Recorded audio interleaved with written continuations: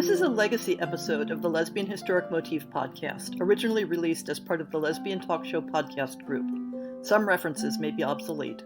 The show looks at lesbian-relevant themes in history and literature, has interviews and discussions about current historical fiction with queer female characters, including fantastic versions of the past, and presents new original historical fiction for your enjoyment.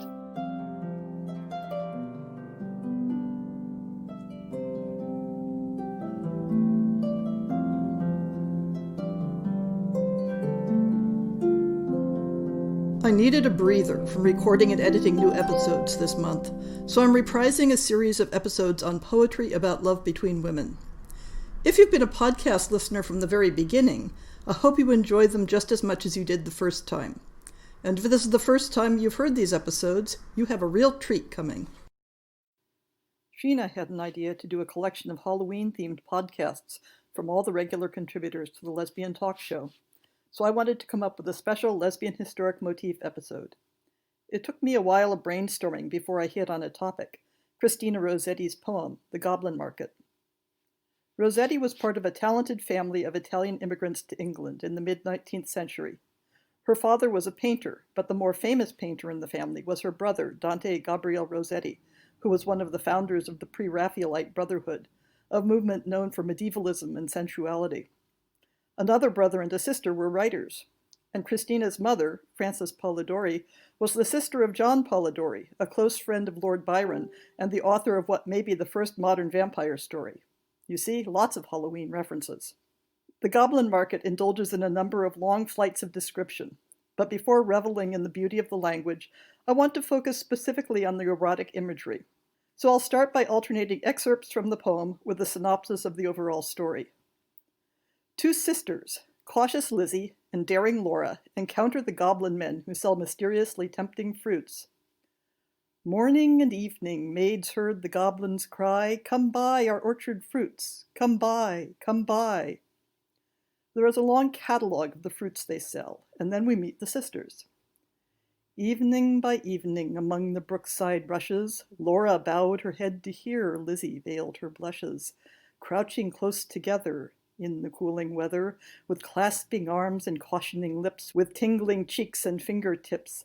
"Lie close," Laura said, pricking up her golden head. "We must not look at goblin men, we must not buy their fruits.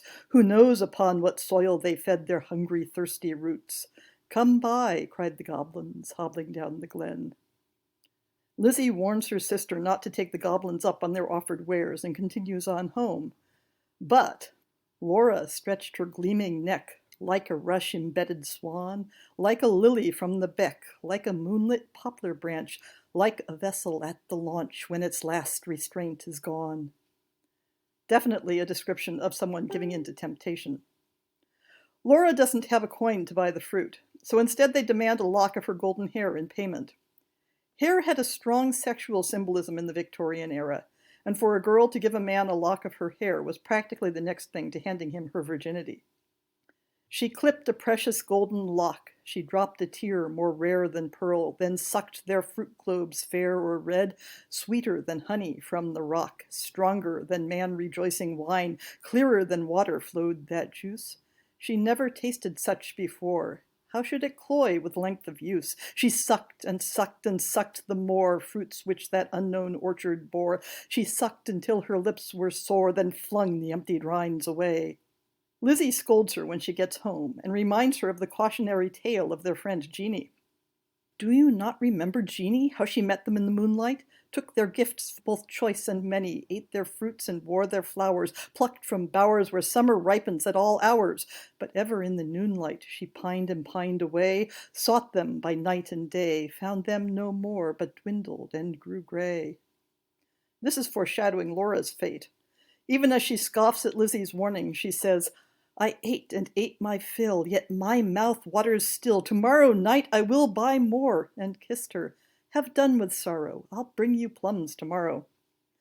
Laura describes for Lizzie all the delicious goblin fruits she'll bring back to share, and then they go to bed together. Golden head by golden head, like two pigeons in one nest, folded in each other's wings, they lay down in their curtained bed. Like two blossoms on one stem, like two flakes of new-fallen snow, like two wands of ivory tipped with gold for awful kings.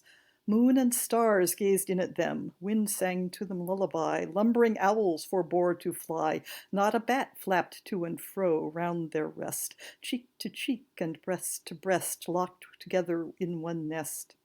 The next day they go about their usual chores, but Laura's mind is elsewhere, and as they walk home in the evening she listens for the calls of the goblins in vain. Lizzie can still hear the goblins, which day by day drives Laura to distraction. So crept to bed and lay silent till Lizzie slept, then sat up in a passionate yearning and gnashed her teeth for both desire and wept as if her heart would break. Laura begins to pine and waste away, just like Jeannie did. Her golden hair grows dull and thin, her spirit fades, she has sunken eyes and faded mouth. She stops eating and sits listlessly in a corner. Lizzie watches her sister decline and decides the only option is to go buy goblin fruit to revive her, even though Lizzie is afraid of what price she might pay. Till Laura, dwindling, seemed knocking at death's door. Then Lizzie weighed no more better and worse, but put a silver penny in her purse, kissed Laura, crossed the heath with clumps of firs at twilight, halted by the brook, and for the first time in her life began to listen and look. The goblins come to meet her, and not only offer her fruit, but harass her physically. Hugged her and kissed her, squeezed and caressed her, stretched up their dishes, panniers and plates, look at our apples, russet and dun, bob at our cherries, bite at our peaches.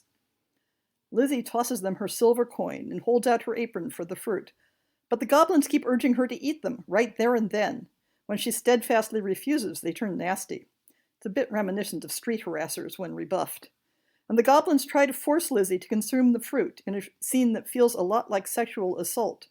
One called her proud, cross-grained, uncivil. Their tones waxed loud, their looks were evil. Lashing their tails, they trod and hustled her, elbowed and jostled her, clawed with their nails, barking, mewing, hissing, mocking, tore her gown and soiled her stocking, twitched her hair out by the roots, stamped upon her tender feet, held her hands and squeezed their fruits against her mouth to make her eat. Lizzie holds steadfast against this assault, and is described as a citadel being unsuccessfully besieged. One may lead a horse to water, 20 cannot make him drink. Though the goblins cuffed and caught her, coaxed and fought her, bullied and besought her, scratched her, pinched her black as ink, kicked and knocked her, mauled and mocked her, Lizzie uttered not a word, would not open lip from lip, lest they should cram a mouthful in, but laughed in heart to feel the drip of juice that syruped all her face and lodged in dimples of her chin and streaked her neck, which quaked like curd. Having successfully resisted eating the fruit, Lizzie hurries homeward because, of course, she does have goblin fruit to bring home to Laura, the fruit that the goblins have smeared all over her while trying to make her eat. She cried, "Laura!" up the garden. "Did you miss me? Come and kiss me, never mind my bruises. Hug me, kiss me, suck my juices, squeezed from goblin fruits for you, goblin pulp and goblin dew. Eat me, drink me, love me, Laura, make much of me. For your sake I have braved the glen and had to do with goblin merchantmen." Somewhat belatedly, Laura realizes that Lizzie might end up sharing her fate for trying to save her. Laura started from her chair, flung her arms up in the air, clutched her hair. "Lizzie, Lizzie, have you tasted for my sake the fruit forbidden?"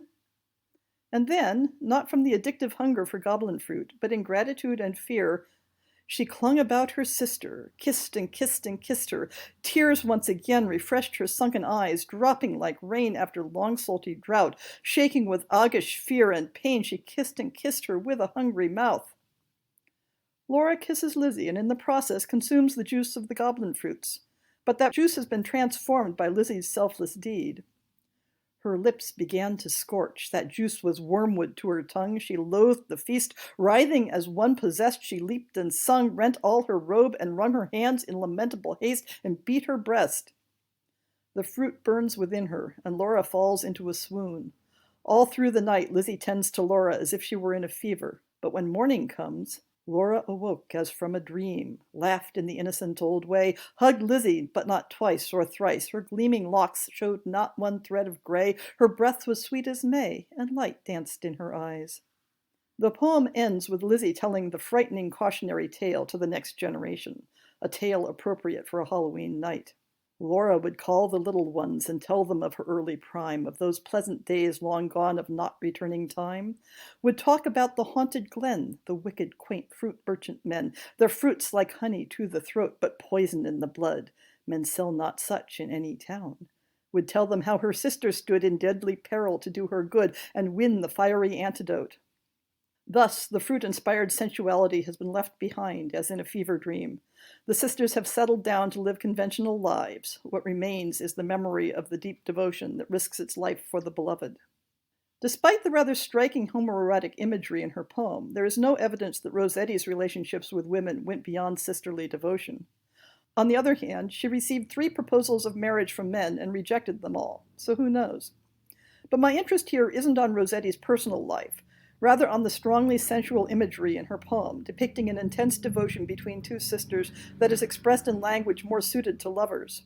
The Goblin Market's sensuality, not only the intense kissing and the more subdued scenes of cuddling in bed or clasping arms and tingling fingertips, occurs not only in the context of sisterly devotion, but also in scenes where the goblins tempt the women with sinister fruit or even try to force it on them.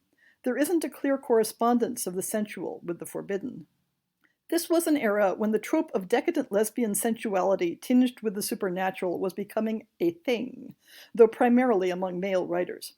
Samuel Taylor Coleridge's Christabel is a long supernatural-themed poem with lesbian elements that were strong enough to get it condemned as obscene. The content falls in the monstrous seductress genre, where the noble maiden Christabel encounters the mysterious Geraldine in the forest and brings her home to her father's castle, where Geraldine has a strange and sinister influence on all she encounters. Christabel shares her bed with Geraldine, and the significance of this is emphasized with descriptions of disrobing and embraces.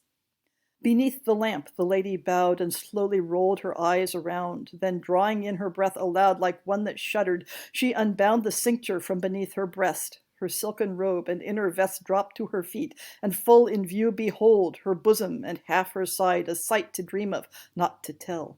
Oh, shield her, shield sweet Christabel. Yet Geraldine nor speaks nor stirs. Ah, what a stricken look was hers! Deep from within she seems halfway to lift some weight with sick essay, and eyes the maid, and seeks delay. Then suddenly, as one defied, collects herself in scorn and pride, and lay down by the maiden's side, and in her arms the maid she took. But Geraldine's eventual goal is not to win Christabel, but to supplant her in her father's affections. The poem shares with the Goblin Market a supernatural force that causes the innocent woman to waste away, but here there is no sister to save her. The same process of wasting away by the influence of a supernatural intruder who feigns same-sex affection occurs in Sheridan Le Fanu's vampire novel Carmilla. Carmilla appears at the residence of the protagonist in the guise of a young woman, said to be something of an invalid. Despite Carmilla telling little of her background, the two girls become close. She used to place her pretty arms about my neck, draw me to her, and laying her cheek to mine, murmur with her lips near my ear, "Dearest, your little heart is wounded. Think me not cruel because I obey the irresistible law of my strength and weakness. If your dear heart is wounded, my wild heart bleeds with yours. In the rapture of my enormous humiliation, I live in your warm life, and you shall die, sweetly die, into mine. I cannot help it. As I draw near to you, you in your turn will draw near to others, and learn the rapture of that cruelty which yet is love. So, for a while, seek to know no more of me and mine, but trust me with all your loving spirit." And when she had spoken such a rhapsody, she would press me more closely in her trembling embrace, and her lips in soft kisses gently glow upon my cheek. In these mysterious moods I did not like her. I experienced a strange tumultuous excitement that was pleasurable, ever and anon, mingled with a vague sense of fear and disgust. I had no distinct thoughts about her while such scenes lasted, but I was conscious of a love growing into adoration, and also of abhorrence. This, I know, is paradox, but I can make no other attempt to explain the feeling.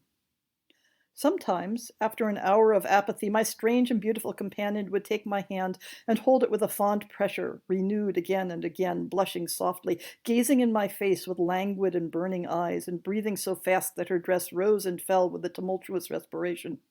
It was like the ardor of a lover. It embarrassed me. It was hateful and yet overpowering, and with gloating eyes she drew me to her, and her hot lips traveled along my cheek in kisses, and she would whisper, almost in sobs, "You are mine, you shall be mine, you and I are one forever." Then she had thrown herself back in her chair with her small hands over her eyes, leaving me trembling. Other works from the mid-19th century that carry this association of sensuality between women tinged with a mysterious and malevolent decadence include Honoré de Balzac's The Girl with the Golden Eyes and Théophile Gautier's Mademoiselle de Maupin. All these works have two things in common that contrast with the Goblin Market. They are written by men, and the sensual relationship shown between the women is destructive and a source of guilt rather than being a source of redemption. Christina Rossetti's work comes out of an entirely different tradition, that of romantic friendship, where close emotional relationships between women were idealized and valorized. Such relationships were not considered to partake of sexuality, though we know that in some cases they did. Within the romantic friendship tradition, descriptions of sisters cuddling together in bed or kissing passionately would not have been considered sexual as such, and so could be portrayed without any sense of self-consciousness or guilt. The Goblin Market is easily interpreted as an allegory, though an allegory for what is debatable. A Christian interpretation is certainly possible with its themes of temptation, of a fall, and of redemption through an innocent person's suffering on behalf of another. It's also possible to see it as an allegory for drug addiction, and it's thought that part of the poem may have been inspired by Rossetti's work at a charity house for former prostitutes, a context where she may have seen the effects of addiction to drugs or alcohol. Alternately, it can be viewed as an allegory of predatory male sexuality and sexual trauma. It's worth noting that the goblins are referred to consistently as male, and no other male characters figure in the poem. Given all these considerations, interpreting the sensual imagery and passionate embraces of the poem as depicting lesbian eroticism is not entirely unproblematic. These complexities are always present when modern readers try to find connections with literature from another era. And now, an entertainment for the night of Halloween, when pathways open up between the worlds and someone who lingers on the path at twilight may hear goblins calling out, "Come by, come by." The Goblin Market, by Christina Rossetti, published in 1862 and read by Heather Rose Jones. Morning and evening maids heard the goblins cry, "Come buy our orchard fruits, come buy, come buy." Apples and quinces, lemons and oranges, pluck unpecked cherries, melons and raspberries, bloom down-cheeked peaches, swart-headed mulberries, wild freeborn cranberries, crab-apples, dewberries, pineapples, blackberries, apricots, strawberries, all ripe together in summer weather. Morns that pass by, fair eves that fly, come by, come buy. Our grapes, fresh from the vine, pomegranates full and fine, dates and sharp bullaces, rare pears and greengages, damsons and bilberries, taste them and try. Currants and gooseberries, bright fire-like barberries, figs to fill your mouth, citrons from the south, sweet to tongue and sound to eye, come by, come by. Evening by evening, among the brookside rushes, Laura bowed her head to hear, Lizzie veiled her blushes. Crouching close together in the cooling weather, with clasping arms and cautioning lips, with tingling cheeks and fingertips. "Lie close," Laura said, pricking up her golden head. "We must not look at goblin men. We must not buy their fruits. Who knows upon what soil they fed their hungry, thirsty roots?" "Come by," call the goblins, hobbling down the glen. "Oh," cried Lizzie, "Laura, Laura, you should not peep at goblin men." Lizzie covered up her eyes, covered close lest they should look. Laura reared her glossy head and whispered like the restless brook, look, Lizzie, down the glen tramp little men. One hauls a basket, one bears a plate, one lugs a golden dish of many pounds weight. How fair the vine must grow whose grapes are so luscious, how warm the wind must blow through those fruit bushes. "No," said Lizzie, "no, no, no, their offers should not charm us. Their evil gifts would harm us." She thrust a dimpled finger in each ear, shut eyes, and ran. Curious Laura chose to linger, wondering at each merchant man. One had a cat's face, one whisked a tail, one tramped at a rat's pace, one crawled like a snail, one like a wombat prowled obtuse and furry, one like a rattle tumbled hurry-scurry. She heard a voice like voice of doves, cooing all together. They sounded kind and full of loves in the pleasant weather. Laura stretched her gleaming neck like a rush-embedded swan, like a lily from the beck, like a moonlit poplar branch, like a vessel at the launch when its last restraint is gone. Backwards up the mossy glen turned and trooped the goblin men, with their shrill repeated cry, "Come buy! Come buy!" When they reached where Laura was, they stood stock still upon the moss, leering at each other, brother with queer brother, signaling each other, brother with sly brother. One set his basket down, one reared his plate. One began to weave a crown of tendrils, leaves, and rough nuts brown. Men sell not such in any town. One heaved the golden weight of dish and fruit to offer her. "Come buy," was still their cry. Laura stared, but did not stir, longed, but had no money. The whisk-tailed merchant bade her taste in tones as smooth as honey. The cat-faced purred, the rat-faced spoke a word of welcome, and the snail-paced even was heard. One parrot-voiced and jolly cried, "Pretty goblin," still for "Pretty Polly." One whistled like a bird. But sweet-toothed Laura spoke in haste, "Good folk, I have no coin. To take were to purloin. I have no copper in my purse. I have no silver either. And all my gold is on the furze that shakes in windy weather above the rusty heather." "You have much gold upon your head," they answered all together. "Buy from us with a golden curl." She clipped a precious golden lock. She dropped a tear more rare than pearl, then sucked their fruit globes fair or red, sweeter than honey from the rock. Stronger than man-rejoicing wine, clearer than water flowed that juice. She never tasted such before. How should it cloy with length of use? She sucked and sucked and sucked the more, fruits which that unknown orchard bore. She sucked until her lips were sore, then flung the emptied rinds away, but gathered up one kernel stone, and knew not, was it night or day, as she turned home alone. Lizzie met her at the gate, full of wise upbraidings. "Dear, you should not stay so late. Twilight is not good for maidens, should not loiter in the glen, in the haunts of goblin men. Do you not remember Jeanie, how she met them in the moonlight, took their gifts both choice and many, ate their fruits and wore their flowers, plucked from bowers where summer ripens at all hours? But ever in the noonlight she pined and pined away, sought them by night and day, found them no more, but dwindled and grew gray, then fell with the first snow, while to this day no grass will grow where she lies low. I planted daisies there a year ago that never blow. You should not loiter so." "Nay, hush," said Laura, "nay, hush, my sister. I ate and ate my fill, yet my mouth waters still. Tomorrow night I will buy more," and kissed her. "Have done with sorrow. I'll bring you plums tomorrow, fresh on their mother twigs, cherries worth getting.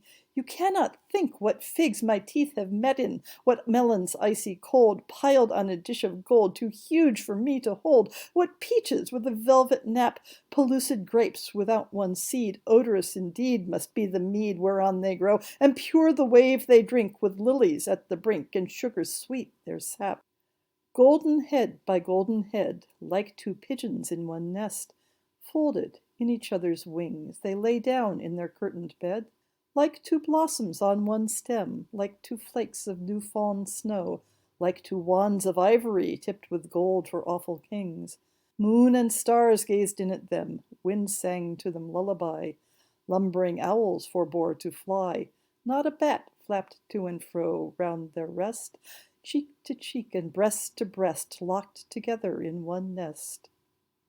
Early in the morning, when first cock crowed his warning, neat like bees as sweet and busy, Laura rose with Lizzie. Fetched in honey, milked the cows, aired and set to rights the house, kneaded cakes of whitest wheat, cakes for dainty mouths to eat. Next churned butter, whipped up cream, fed their poultry, sat and sewed, talked as modest maidens should. Lizzie with an open heart, Laura in an absent dream, one content, one sick in part, one warbling for the mere bright day's delight, one longing for the night. At length slow evening came. They went with pitchers to the reedy brook, Lizzie most placid in her look, Laura most like a leaping flame. They drew the gurgling water from its deep. Lizzie plucked purple and rich golden flags, then turning homeward said, "The sunset flushes those furthest loftiest crags. Come, Laura, not another maiden lags, no wilful squirrel wags, the beasts and birds are fast asleep." But Laura loitered still among the rushes, and said the bank was steep, and said the hour was early still, the dew not fallen, the wind not chill, listening ever, but not catching the customary cry, come by, with its iterated jingle of sugar-baited words. Not for all her watching, once discerning even one goblin, racing, whisking, tumbling, hobbling, let alone the herds that used to tramp along the glen, in groups or single of brisk fruit merchant men, till Lizzie urged, "Oh, Laura, come, I hear the fruit call, but I dare not look. You should not loiter longer at this brook. Come with me home. The stars rise, the moon bends her arc, each glowworm winks her spark. Let us go home before the night grows dark, for clouds may gather, though this is summer weather. Put out the lights and drench us through. Then if we lost our way, what should we do?" Laura turned cold as stone to find her sister heard that cry alone, that goblin cry, "Come buy our fruits, come buy." Must she then buy no more such dainty fruit? Must she no more such suckless pasture find, gone deaf and blind? Her tree of life drooped from the root. She said not one word in her heart's sore ache, but peering through the dimness, not discerning, trudged home, her pitcher dripping all the way, so crept to bed and lay silent till Lizzie slept, then sat up in a passionate yearning and gnashed her teeth for balked desire and wept as if her heart would break. Day after day, night after night, Laura kept watch in vain. In sullen silence of exceeding pain, she never caught again the goblin cry, "Come buy, come buy." She never spied the goblin men hawking their fruits along the glen, but when the noon waxed bright, her hair grew thin and gray, she dwindled as the fair full moon doth turn to swift decay and burn her fire away. One day, remembering her kernel stone, she set it by a wall that faced the south, dewed it with tears, hoped for a root, watched for a waxing shoot, but there came none. It never saw the sun, it never felt the trickling moisture run, while with sunk eyes and faded mouth she dreamed of melons, as a traveler sees false waves in desert drought, with shade of leaf-crowned trees, and burns the thirstier in the sandful breeze. She no more swept the house, tended the fowls or cows, fetched honey, kneaded cakes of wheat, brought water from the brook, but sat down listless in the chimney nook, and would not eat. Tender Lizzie could not bear to watch her sister's cankerous care, yet not to share. She night and morning caught the goblin's cry, "Come buy our orchard fruits, come buy, come buy." Beside the brook, along the glen, she heard the tramp of goblin men, the yoke and stir poor Laura could not hear. Longed to buy fruit to comfort her, but feared to pay too dear. She thought of Jeanie in her grave, who should have been a bride, but who, for joys brides hope to have, fell sick and died in her gay prime, in earliest winter time, with the first glazing rime, with the first snowfall of crisp winter time. Till Laura, dwindling, seemed knocking at death's door, then Lizzie weighed no more, better and worse, but put a silver penny in her purse, kissed Laura, crossed the heath with clumps of furze, at twilight halted by the brook, and for the first time in her life began to listen and look. Laughed every goblin when they spied her peeping, came towards her hobbling, flying, running, leaping, puffing and blowing, chuckling, clapping, crowing, clucking and gobbling, mopping and mowing, full of airs and graces, pulling wry faces, demure grimaces, cat-like and rat-like, rattle and wombat-like, snail-paced in a hurry, parrot-voiced and whistler, helter-skelter, hurry-scurry, chattering like magpies, fluttering like pigeons, gliding like fishes, hugged her and kissed her, squeezed and caressed her, stretched up their dishes, panniers and plates. Look at our apples, russet and dun, bob at our cherries, bite at our peaches, citrons and dates, grapes for the asking, pears red with basking, out in the sun, plums on their twigs, pluck them and suck them, pomegranates, figs. Good folk, said Lizzie, mindful of Jeanie, give me much and many, held out her apron, tossed them her penny. Nay, take a seat with us, honor and eat with us, they answered, grinning. Our feast is but beginning, night yet is early, warm and dew pearly, wakeful and starry. Such fruits as these no man can carry, half their bloom would fly, half their dew would dry, half their flavor would pass by. Sit down and feast with us, be welcome, guest with us, cheer you and rest with us. Thank you, said Lizzie, but one waits at home alone for me, so without further parleying, if you will not sell me any of your fruits, though much and many, give me back my silver penny I tossed you for a fee. They began to scratch their pates, no longer wagging, purring, but visibly demurring, grunting and snarling. One called her proud, cross-grained, uncivil. Their tones waxed loud, their looks were evil. Lashing their tails, they trod and hustled her, elbowed and jostled her cloud with their nails, barking, mewing, hissing, mocking, tore her gown and soiled her stocking, twitched her hair out by the roots, stamped upon her tender feet, held her hands and squeezed their fruits against her mouth to make her eat. White and golden Lizzie stood, like a lily in a flood, like a rock of blue-veined stone lashed by tides obstreperously, like a beacon left alone in a hoary roaring sea, sending up a golden fire, like a fruit-crowned orange tree, white with blossoms, honey sweet, sore beset by wasp and bee, like a royal virgin town topped with gilded dome and spire, close beleaguered by a fleet, mad to tug her standard down. One may lead a horse to water, 20 cannot make him drink. Though the goblins cuffed and caught her, coaxed and fought her, bullied and besought her, scratched her, pinched her black as ink, kicked and knocked her, mauled and mocked her, Lizzie uttered not a word, would not open lip from lip, lest they should cram a mouthful in, but laughed in heart to feel the drip of juice that syruped all her face, and lodged in dimples of her chin, and streaked her neck, which quaked like curd. At last the evil people, worn out by her resistance, flung back her penny, kicked their fruit along whichever road they took, not leaving root or stone or shoot. Some writhed into the ground, some dived into the brook with ring and ripple, some scudded on the gale without a sound, some vanished in the distance. In a smart ache tingle, Lizzie went her way, knew not was it night or day, sprang up the bank, tore through the furze, threaded copse and dingle, and heard her penny jingle bouncing in her purse. Its bounce was music to her ear. She ran and ran as if she feared some goblin man dogged her with jibe or curse, or something worse. But not one goblin scurried after, nor was she pricked by fear. The kind heart made her windy paced, that urged her home quite out of breath with haste and inward laughter. She cried, "Laura!" up the garden. "Did you miss me? Come and kiss me, never mind my bruises. Hug me, kiss me, suck my juices, squeezed from goblin fruits for you, goblin pulp and goblin dew.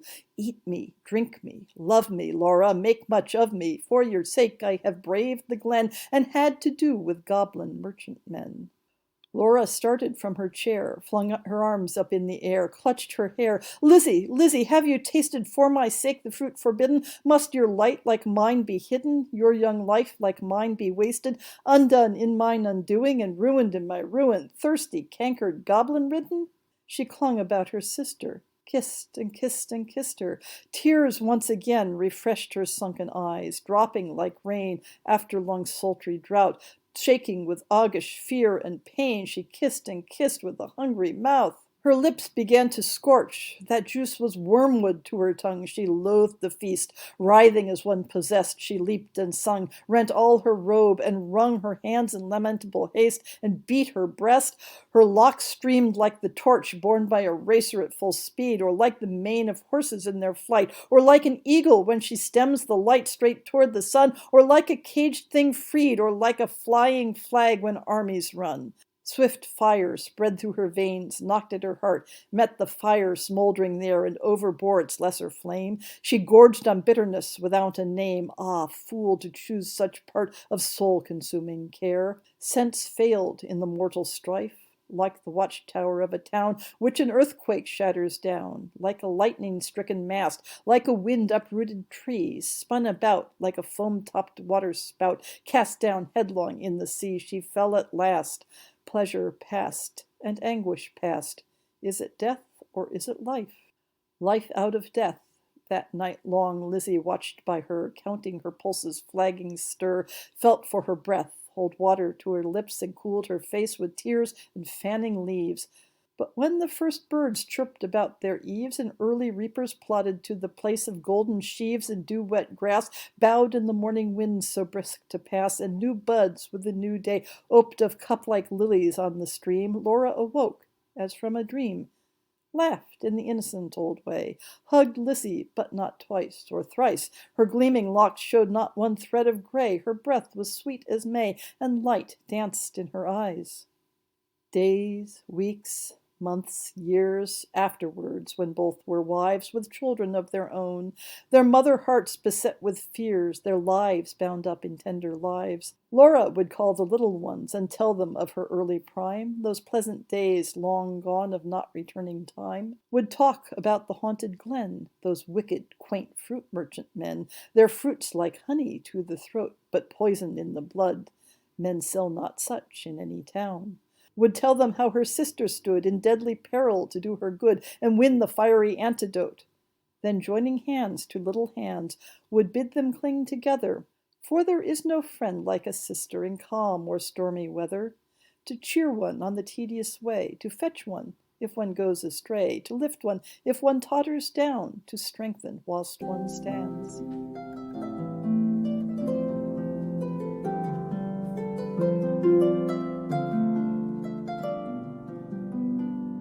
I hope you've enjoyed this episode of the Lesbian Historic Motif Podcast. See the show notes for links to people and topics. Most shows will have a transcript linked as well. If you have a book announcement, a topic suggestion, or might like to appear on the show, please drop me an email. If you enjoyed this podcast, please rate it and subscribe on your favorite podcast app, and consider supporting our Patreon.